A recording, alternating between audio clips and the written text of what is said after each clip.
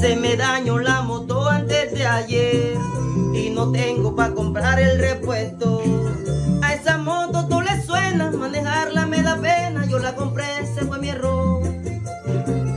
Tú la lavas todos los martes y ella empieza a deshogarse, le entra agua al carburador.